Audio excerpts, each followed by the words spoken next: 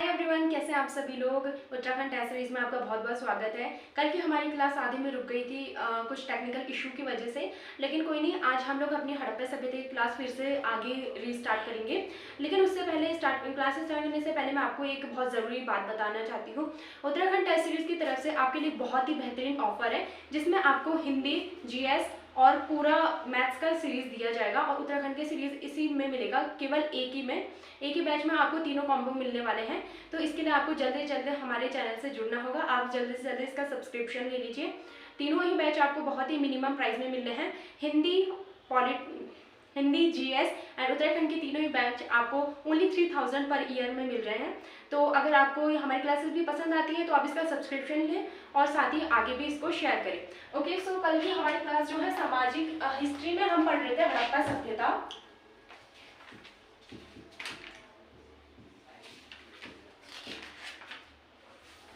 हड़प्पा सभ्यता पढ़ रहे थे। तो हड़प्पा सभ्यता में जो हमारी आधी जर्नी रह गई थी, हड़प्पा सभ्यता में हमने अब तक का पढ़ा था सामाजिक संबंध। हमने पढ़ा था कि इसकी सामाजिक स्थिति कैसी थी। एक बार मैं फिर से रिवाइज कर देती हूँ हड़प्पा सभ्यता को जल्दी से। तो हड़प्पा सभ्यता एक ऐसी सभ्यता है जिसे सिंधुकालीन सभ्यता, नगरीय सभ्यता, कांस्य युगीन सभ्यता कहा जाता है। हड़प्पा सभ्यता से ही हमारे देश के इतिहास और संस्कृति का बहुत बेहतरीन रूप से पता चलता है। हम हड़प्पा सभ्यता को किस आधार पर इतिहास में मापते हैं, तो हम हड़प्पा सभ्यता को पुरातात्विक रूप में देखते हैं। अब पुरातात्विक क्या होता है, मैंने कल बताया था। दो प्रमाण होते हैं इतिहास को जांचने के, एक होता है अभिलेखीय साक्ष्य और होता है पुरातात्विक साक्ष्य। अभिलेखीय साक्ष्य का मतलब होता है जो रिटर्न हो, यानी कि जो लिखित रूप में हो। ऐसे साक्ष्य जैसे कि आपने अशोक के पिलर्स में देखा होगा, स्तंभों में, और उसके अलावा पॉटरीज में लिखा रहता है। और वहीं पुरातात्विक साक्ष्य में भौतिक अवशेष दिखते हैं, यानी कि हमें अगर कंकाल मिलते हैं, उनके द्वारा यूज की गई वस्तुएं जैसे कि बर्तन और भी जितनी भी वस्तुएं हैं, ये सारे हम उनके पुरातात्विक। तो हम हड़प्पा सभ्यता को भी पुरातात्विक आधार में देखते हैं। इसके अभिलेखीय साक्ष्य मौजूद है, लेकिन अभी फिलहाल हम उन्हें पढ़ नहीं पाए हैं। फिर उसके बाद हमने इसमें देखा था कि हड़प्पा सभ्यता को कांस्य युगीन सभ्यता कहा जाता है, क्योंकि यहाँ पे कांस्य के बहुत ह्यूज आइटम्स बनाए गए थे। कांस्य किससे निर्मित होता है? तांबा और टीन से। तांबा और टीन को मिला के कांसा बनता है। तो तांबा और टीन को मिला के कांसा बनता था, उसी से बहुत से धातुओं की वस्तुएं बनाई गई थी। इसे प्रथम नगरीय सभ्यता क्यों कहते हैं? क्योंकि इतिहास में ऐसी कोई सभ्यता नहीं थी जो कि नगरीय रूप में थी। ये इकलौती ऐसी सभ्यता थी जो नगरीय रूप में थी, यानी कि इसमें जो है इसकी जो सड़कें थी वो बहुत ही बेहतरीन थी, यानी कि उन्हें ग्रीक पैटर्न पे बनाया गया था। यहाँ के जो भवन थे वो 2 मंजिला थे और उनको भवनों को पकी हुई मिट्टियों से बनाया गया था, पकी हुई ईंटों से बनाया गया था। इनको किससे जोड़ा जाता था? जिप्सम से। जिप्सम से इनके घरों को जोड़ा जाता था और बहुत ही बेहतरीन यहाँ पे नाली की व्यवस्था की थी, यानी कि स्वच्छता का बहुत ध्यान रखा जाता था। यहाँ हर घर में एक नाली होती थी जो कि उनके सड़क की नाली से जुड़ती थी, और वही सड़क की नाली आगे जाके आपके मेन रोड से जुड़ती थी। तो स्वच्छता का बहुत ध्यान रखा जाता था। और अगर इसके बाद हमने बात करी कि सिंधु सभ्यता क्यों कहते हैं, तो सिंधु सभ्यता इसलिए कहा जाता है क्योंकि यहाँ से सिंधु नदी गुजरती थी और सिंधु नदी के आसपास ही ये पूरा क्षेत्र बसा हुआ था। पाकिस्तान का क्षेत्र और उत्तर पश्चिम का क्षेत्र जो है हमारे भारत का, ये इसके आसपास में जो है सारे हड़प्पा के क्षेत्र थे। ठीक है। एंड सरस्वती नदी का भी इसमें बहुत बड़ा महत्वपूर्ण योगदान है। हर किताबों में इसमें सिंधु नदी है, लेकिन सरस्वती नदी भी का भी बहुत बड़ा योगदान इसमें रहा है। इतना हमने कल बात की थी। और सामाजिक जीवन में हमने देखा था कि ये लोग बहुत आम और साधारण लोग थे। सिर्फ यहाँ पे आर्थिक रूप से ही बंटवारा था, यानी कि जैसे आपने वर्तमान में देखा होगा, अमीर गरीब, किसी के पास अच्छा रहने योग्य वो व्यवहार है तो वो उसी व्यवहार के अनुसार कार्य करते थे। अगर हम लोग बात करें सामाजिक व्यवस्था में, तो ये लोग सिर्फ और सिर्फ एक सिंगल कपड़ा पहनते थे अपने पूरी बॉडी में, और स्त्रियां भी एक साड़ी के समान एक कपड़े को लपेट लेती थी। और दोनों ही स्त्री पुरुष दोनों ही बहुत ज़्यादा आभूषण पहना करते थे।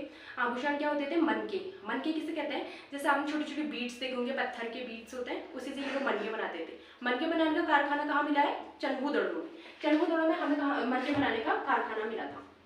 चन्हूदड़ों फेमस है मनके के लिए, मनके का कारखाना। तो मनके का कारखाना यहाँ से मिला। ये बहुत ज़्यादा आभूषण पहनते थे, गले में, हाथों में, पैरों में और कमर में। ये इस तरीके के आभूषण पहना करते थे। इनका जीवन बहुत ही सरल था। ये लोग खाने में मांसाहार और शाकाहार दोनों ही ग्रहण करते थे। अब हम इनकी बात करने वाले आर्थिक स्थिति की। आर्थिक स्थिति की बात करें, हेडिंग रहेगा आर्थिक स्थिति। आप लोग बहुत शॉर्ट नोट्स बनाइएगा, ज़्यादा इसमें अगर आप लोग ज़्यादा डिटेल में लिखेंगे तो आप लोग प्रॉब्लम नहीं, बस आप समझते जाइए जो मैं बताती जा रही हूँ, और बहुत शॉर्ट नोट्स बनाना, बिल्कुल वन वर्ड नोट्स। तो आर्थिक स्थिति की बात करें, ये ऐसी सभ्यता थी जो व्यापार में आधारित थी, व्यापारी या व्यापार आधारित, क्योंकि यहाँ व्यापार बहुत बड़े लेवल में होता था। ये व्यापार आधारित व्यवस्था थी। यहाँ जो सिंधु सभ्यता के लोग थे, ये लोग व्यापार किस किस के साथ करते थे। उस टाइम में मैंने आपको बताया था कि दो सभ्यताएं और थी जो कि हड़प्पा सभ्यता के समकालीन थी। वो दो सभ्यताएं कौन कौन सी थी? मेसोपोटामिया जो कि मिस्र में थी। मेसोपोटामिया कहाँ की सभ्यता है? ये मिस्र की सभ्यता। कहाँ की? मिस्र की सभ्यता। और एक और थी सुमेरियन सभ्यता। सुमेरियन सभ्यता। ये दो सभ्यताओं के साथ सिंधु सभ्यता का व्यापार चलता था। मेसोपोटामिया सभ्यता और सुमेरियन सभ्यता, इन दोनों के साथ ही इसका व्यापार चलता था। अच्छा, अब ये लोग क्या आयात करते थे, क्या निर्यात करते थे? अच्छा, आपको आयात और निर्यात तो पता होगा ना। आयात का मतलब होता है मंगवाना, यानी कि कोई वस्तु खरीदना। वहीं निर्यात का मतलब होता है वस्तुओं को बेचना। देखिए, इसका सिंपल कॉन्सेप्ट आप ऐसे समझते हैं, आयात, आयात मतलब आया, आयात मतलब आया, यानी कि मंगवाई गई वस्तु। निर्यात मतलब गया। ओके, तो आयात और निर्यात होता था इनके साथ। ये आयात क्या करते थे? ये टिन मंगाते थे अफगानिस्तान से, क्योंकि ये लोग, इनकी सभ्यता किस पे आधारित थी? कांसे पे, कांसे युगीन सभ्यता चलाते थे। तो कांसे के लिए क्या यूज होता है? कांसा बनाने के लिए क्या क्या यूज होता है? टिन और तांबा। टिन प्लस तांबे को मिला के हमारा बनता था कांसा। तो इनके पास ना कांसे की टिन की बहुत ज्यादा कमी थी। टिन ये लोग कहाँ से मंगवाते थे? अफगानिस्तान से। अफगानिस्तान से टिन का व्यापार करते थे। उसके अलावा ये अफगानिस्तान से टिन मंगाते थे, अन्य बहुमूल्य धातुएं मंगाते थे, इत्र मंगाते थे, और उसके अलावा इत्र, छोटी मोटी धातुएं और जितने भी श्रृंगार प्रसाधन हैं वो मंगाते थे। ये सारी चीजें जो है ये लोग मंगाया करते थे। अच्छा, ये लोग बेचते क्या थे? तो बेचने के लिए ये लोग जो है अपने मन के बेचते थे, क्योंकि मन के यहाँ के बहुत प्रसिद्ध होते थे, मन के बेचा करते थे। ये लोग कपास बेचते थे। मैंने आपको कल बताया था कि सिंधु सभ्यता इकलौती ऐसी सभ्यता है जिसे सबसे पहले कपास के बारे में पता चला। वेरी इंपॉर्टेंट, हड़प्पा सभ्यता ही पहली सभ्यता है जिसे कपास के बारे में पता चला। कपास के बारे में, कपास के बारे में सबसे पहले किसको पता चला? हड़प्पा सभ्यता पहली सभ्यता है जिसे कपास के बारे में पता चला। इसके बारे में ना तो मेसोपोटामिया को पता था, ना ही सुमेरियन को पता था, सिर्फ इसे पता था। इसी वजह से इसे सिंडन सभ्यता भी कहा जाता है। सिंडन सभ्यता भी इसका नाम रखा गया, सिंडन सभ्यता। अब ये बताइए, सिंडन नाम इन्हें किसने दिया? ये सिंडन नाम इन्हें दिया था आपके सुमेरियन सभ्यता वालों ने। सुमेरियन सभ्यता वालों ने इन्हें दिया था सिंडन नाम, क्योंकि ये लोग कपास को सिंडन कहते थे, इसलिए इन्हें सिंडन सभ्यता कहा जाता था। ठीक है, एक और इम्पोर्टेंट चीज आप यहाँ ध्यान रखिए कि जो कपास है, कपास से क्या बनता है? कपास से बनता है हमारा सूती कपड़ा। तो ये सूती कपड़ा बेचा करते थे, और इसके अलावा ये सारे जो इनके मध्य व्यापार होता था। यहाँ जो है व्यापार बहुत बड़े लेवल में होता था। उसके अलावा ये शहरी सभ्यता थी, तो यहाँ बहुत से औजार बनाए जाते थे, और बर्तन बनाए जाते थे, खिलौने बनाए जाते थे, मनके बनाए जाते थे, और बहुत बड़ी लेवल में यहाँ वेट, हाँ उसका नाम अभी मुझे याद नहीं आ रहा, जस्ट मिनट,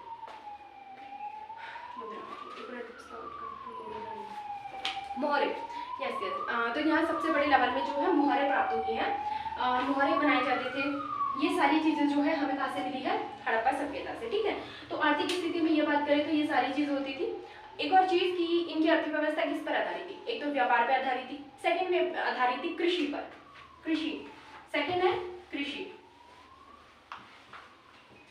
अब ये कृषि में क्या क्या बोया करते थे? कृषि में ये लोग जो है 3 किस्म की यहाँ गेहूं की बाली, 3 किस्म की, एक मिनट में एक वैसे साफ कर देती हूँ। आप लोग बिल्कुल शॉर्ट नोट्स बनाइएगा, ज्यादा इसमें मत जाइएगा डीप। ओके, जितना आपके एग्जाम के लिए जरूरी है उतना यहाँ बताया जा रहा है। कृषि में 3 किस्म की गेहूं की बाली,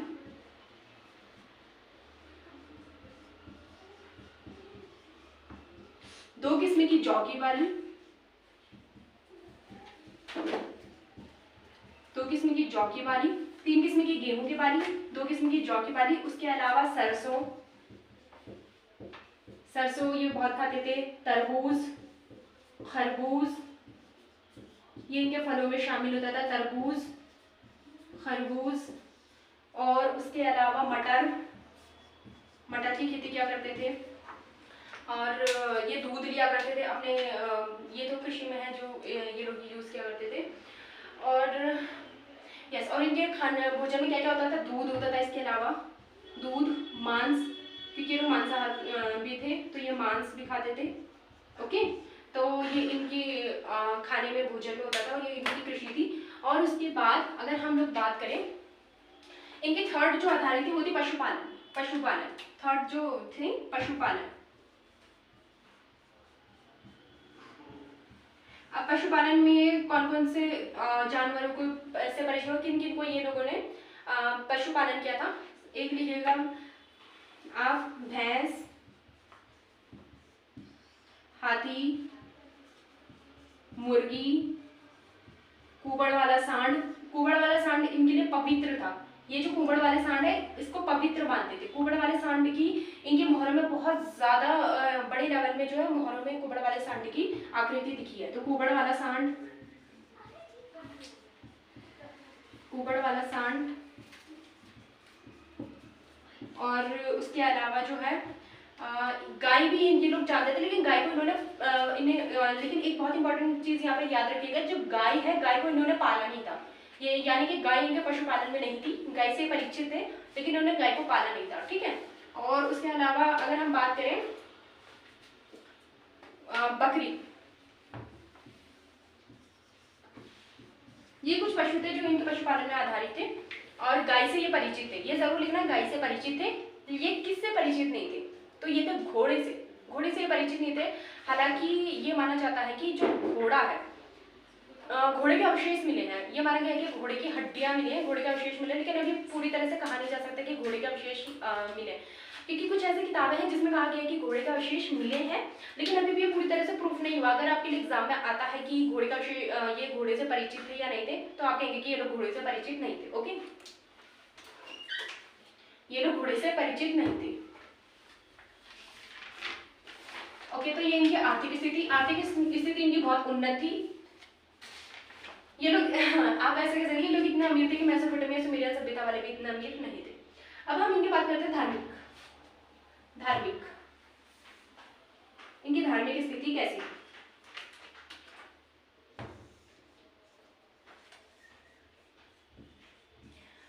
नंबर 1, ये लोग किसकी पूजा करते थे? प्रकृति की। प्रकृति प्रेमी, प्रकृति की पूजा करते थे। किसके आधार पर? प्रकृति की पूजा करते थे किसके आधार पर? मात्र के आधार पर। मात्र के आधार पर, स्त्री के आधार पर। यानी कि इनके जितनी भी प्रकृति थी वो उसे मात्र के आधार पर करते थे। जैसे कि मोहनजोदड़ो से एक मोहर प्राप्त हुई है जिसमें एक स्त्री के गर्भ से एक पौधे को उगते हुए दिखाया गया। इसे जो है ये माना जाता है कि ये प्रजनन की देवी होगी, प्रजनन की देवी माना जाता है। यानी कि उसके गर्भ से उगते हुए पौधे से ये प्रमाण लगाया जाता है कि उसके गर्भ से जो पौधा निकला है, यानी कि ये हरियाली और जितने भी जीव जंतु हैं, हमारे पेड़ पौधे हैं, उनकी जननी है। ठीक है, और उसके अलावा एक और है जहाँ पे को मोहनजोदड़ो से एक और मोहर मिली है जहाँ पे एक स्त्री ने वृक्ष को पकड़ा हुआ है और वृक्ष को पकड़ने से उसमें जो है पत्तियां आ रही है, यानी कि हरियाली की देवी भी माना जाता है। और एक स्त्री के सर में जो है पत्तियों का मुकुट पहनाया गया है। ये सारी जितनी भी है ये मिली है मोहनजोदड़ो से। ये आप जरूर याद रखिएगा कि यहाँ किस आधार पर पूजा होती थी? प्रकृति की। किस आधार पे? मात्र के आधार पे। इसके उदाहरण क्या क्या है मैंने आपको बता दिया। मोहनजोदड़ो से मिली मोहरें,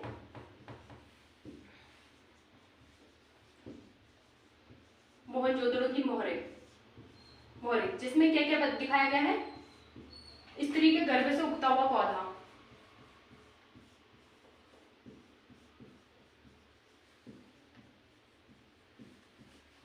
स्त्री के गर्भ से उगता पौधा जिसे किस क्या कहा जाता है? प्रजनन की देवी, प्रजनन देवी। ठीक है, और ये तो माना जाता है, लेकिन उसके अलावा जो है इसको ज्यादा नहीं डिफाइन किया गया है अभी इतिहास पे। लेकिन अगर कभी क्वेश्चन बनता है तो आप याद रखिएगा कि प्रकृति से रिलेटेड ही ज्यादा स्त्री को रखा है। जैसे कि एक स्त्री के सर में मुकुट पहनाया है पत्तों का और एक स्त्री को डाली पकड़ते हुए दिखाया गया है। ओके, सेकेंड चीज यहाँ पे, हाँ एक और इम्पोर्टेंट चीज है कि ये लोग प्रकृति तो करते थे, लेकिन ये लोग क्या कहते हैं, पुरुष के आधार पर, यानी कि यहाँ पुरुष देवता को भी मानते थे। एक जो मुहर मिली है मोहनजोदड़ो से, एक और मुहर मिली है जिसमें एक व्यक्ति को पद्मासन मुद्रा में दिखाया है। पद्मासन आप जानते होंगे ना, पद्मासन मुद्रा यानी कि वो बैठा हुआ है, जैसे हम लोग घर में आराम से पद्मासन करते होंगे आप लोग, तो वैसे बैठा हुआ एक व्यक्ति दिखाया गया है। और उसके आसपास कुछ जानवर हैं, जैसे कि उसकी दाहिनी तरफ, आप लोग इसको ज्यादा कंफ्यूजन देंगे क्योंकि कुछ किताबों में बताया कि दाहिनी बाएं ऊपर नीचे 2-3 वो बताया, लेकिन अभी फिलहाल अगर आपको ऐसे कोई क्वेश्चन मिलता है तो आप इस आधार पर देखिएगा। इसके दाएं ओर है एक बाघ और हाथी इसके दाहिनी ओर है, और इसके लेफ्ट साइड है एक गैंडा और भैंसा। एक बार आप देख लीजिएगा भैंसा है क्या है, लेकिन आई थिंक गैंडा है। और इसके नीचे तरफ हिरण है चलती हुई अवस्था में, यानी कि दौड़ती हुई अवस्था में हिरण दर्शाया। इसके दाएं और बाघ और हाथी को दिखाया, बाएं और एक भैंसा गैंडा और नीचे हिरण को दिखाया गया। इसे क्या नाम दिया गया है, इसे मार्शल ने पशुपति शिव का नाम दिया है। मार्शल ने कहा कि ये पशुपति शिव है, मार्शल के द्वारा कहा गया कि ये पशुपति शिव है। लेकिन अभी इसकी पूर्णतः हमें जांच करनी पड़ेगी, क्योंकि अभी इसको पूर्णतः पता नहीं है कि ये सच में पशुपति शिव है या नहीं है, क्योंकि उस टाइम में जो है ज्यादातर लोग ऐसे शिव के बारे में शिव को एज अ देवता नहीं जानते थे, बट ऐसा माना जा रहा है कि अगर ये पद्मासन मुद्रा में बैठा है तो इसको पशुपति शिव कहा गया है। ओके, ये आप याद रखिएगा। और एक और मुहर मिली है मोहनजोदड़ो से, वो भी बहुत इंपॉर्टेंट है, जिसमें एक व्यक्ति को बैठा हुआ दिखाया गया है। बैठा हुआ तो नहीं सकते, एक व्यक्ति की है, क्योंकि अभी वो जो है वो आधी टूटी हुई है। तो जो व्यक्ति है, व्यक्ति को एक शॉल ओढ़े हुए दिखाया है,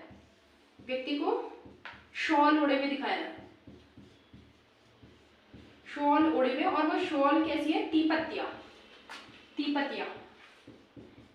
अलंकरण है उसमें। तीपत्तिया क्या होती है अभी दिखाता हूँ। तीपत्तिया ऐसे होते, देखो मान लीजिए कोई शॉल है और शॉल में इस टाइप का डिजाइन बना है, तीपत्तिया टाइप का डिजाइन बना हुआ है उसके शॉल में। ओके, इस प्रकार का अलंकरण ओढ़े हुए तीपत्तिया शॉल में दिखाया गया। इसे ये माना जा रहा है कि ये कोई ब्राह्मण होंगे जो पूजा करवाते हैं, वो पंडित इसको माना जा रहा है। एक और चीज, इसके सर में एक बैंड भी बना हुआ है, और आप इसको एक बार गूगल पे सर्च कीजिएगा, बहुत ही बेहतरीन तरीके से बनाया गया। इसके नैन नक्शे बहुत अच्छे हैं, तीखे नैन नक्शे। इसके जो आंखें बहुत बड़ी बड़ी बनाई गई है। इसके मुकुट के आधार पे एक बेल्ट टाइप की बांधी गई है, और बाल बहुत ही बीच से मांग निकाल के इसके बालों को दर्शाया गया है। ठीक है, और धर्म में एक तो हो गई ये आपकी प्रकृति पूजा, दूसरा ये करते थे पशु पूजा। ये लोग पशु पूजा भी करते थे। पशु पूजा में मैंने आपको बताया था ना, इनका जो धार्मिक रूप से जिसे ये पवित्र मानते थे उसे क्या कहते हैं, कुबड़ वाले सांड की को जो है ये पवित्र मानते थे। कुबड़ वाला सांड हो गया, और इसमें जो ये है इसकी पूजा करते थे। और भैंसा गेंडा बाघ हिरण गेंडा जितने भी अभी मैंने लिखाए थे ना उसमें कि उसके दाएं बाएं कौन है, ये इन सब की लोग पूजा करते थे। इन सब लोगों की ये लोग जो है पूजा करते थे, पशु पूजा करते थे। इसके अलावा नाग की भी पूजा करते हैं। नाग के बारे में हमें कैसे पता चलता है कि एक मुहर है, एक मुहर में जो है नाग को दर्शाया गया है। और उसके अलावा पशु पूजा के अलावा ये वृक्ष पूजा करते थे। वृक्ष पूजा में ये लोग किस की करते थे, बरगद पीपल की तो आज भी होती है। तो इन वृक्षों की जो ये है पूजा करते थे। ठीक है, इनमें पशु पूजा होती थी, प्रकृति पूजा होती थी, और वृक्ष पूजा होती थी, स्त्री पूजा जिसे प्रकृति के रूप में किया जाता था। ठीक है, और धार्मिक रूप में एक और इम्पोर्टेंट है यहाँ का स्नानागार जो कि मोहनजोदड़ो से मिला। मोहनजोदड़ो का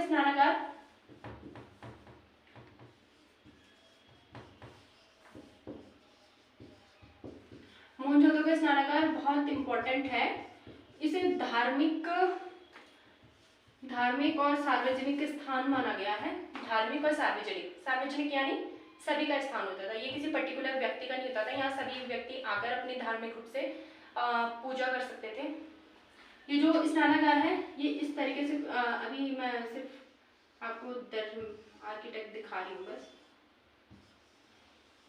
ये जो स्नानागार, इसमें दोनों तरफ से तल की ओर जाने के लिए सीढ़ियां बनी थी, उत्तर और दक्षिण तरफ, उत्तर और दक्षिण से तल में जाने के लिए सीढ़ियां बनाई गई थी।